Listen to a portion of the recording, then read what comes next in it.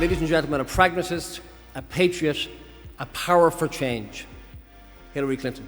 Thank you so much. This is really an extraordinary honor, and I am deeply grateful. Taoiseach, thank you so much for being here and for your dedication and leadership. And to the Sutherland family, I cannot tell you how honored I am to receive this in Peter Sutherland's name. When I think about his storied career here in Ireland and then on the world stage, I'm, of course, very admiring, but I'm also saddened because we need leaders like that today more than ever. People who stand up and speak out on behalf of bringing us together, not pulling us apart. Delighted to be back in Ireland, a country whose friendship with America goes back to our very beginnings.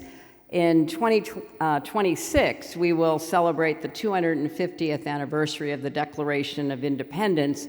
Several of the people who signed that declaration were born in Ireland. Many of the soldiers who fought in our revolution similarly were from Ireland. You know better than I the extraordinary story of Irish immigrants who then came over the decades to earn a living, to get an education, to give their children new opportunities. So when we speak of the American dream, I think it's fair to say that the Irish contributed mightily to building that dream for themselves and successive generations of Americans, which is why Ireland remains a special place, and it is a special place for our family.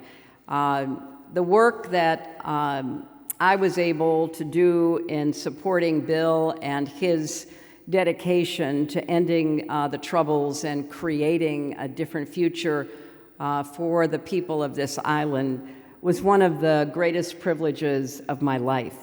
You saw a few snapshots there, but I can't help but think, as I walked into the Marion Hotel and I saw that Christmas tree in the lobby, and then I've seen Christmas trees everywhere, to think about being there with Bill in front of City Hall in Belfast in 1995 for the lighting of that Christmas tree. To see one of the biggest crowds I've ever seen with people holding children on their shoulders. Yes, to see the tree lit, but also to try to believe that peace was possible, that the end of conflict could happen, that the promise of Christmas was real.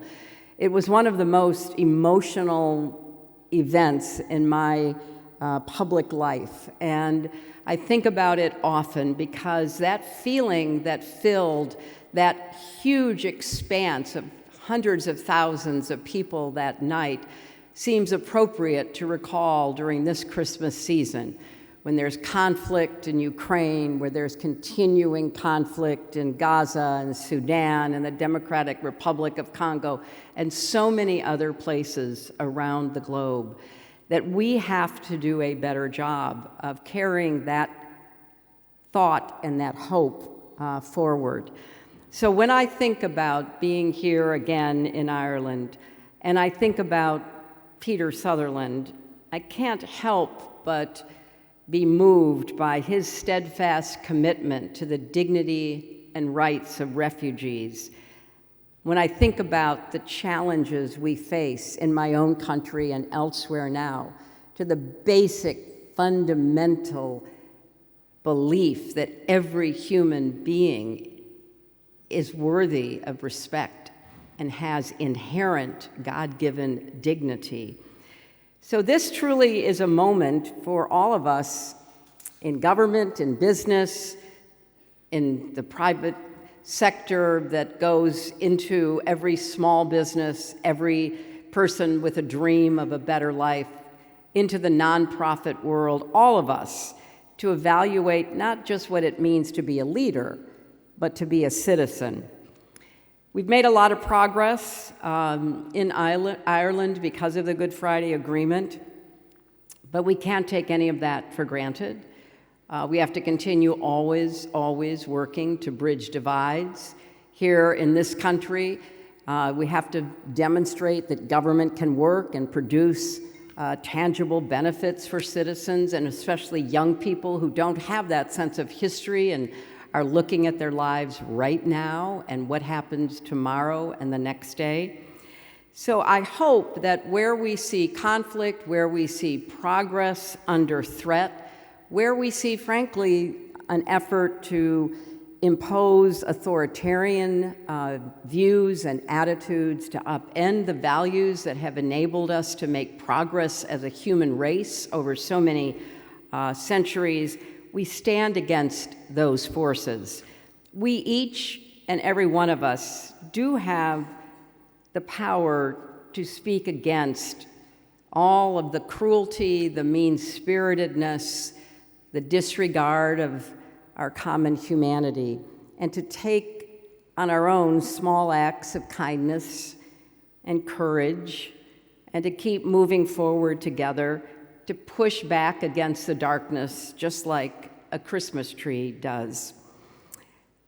I want to leave you with some words, and I was very touched when Ian referenced the Dublin poet Evan Boland, who just passed away not so long ago, whose work I find so evocative. And she writes a lot about Ireland. She writes about the challenges of Irish history, but she also writes about being a woman, about family life. And I love this line: "I dreamed we came to an iron gate and leaned hard against it. It opened."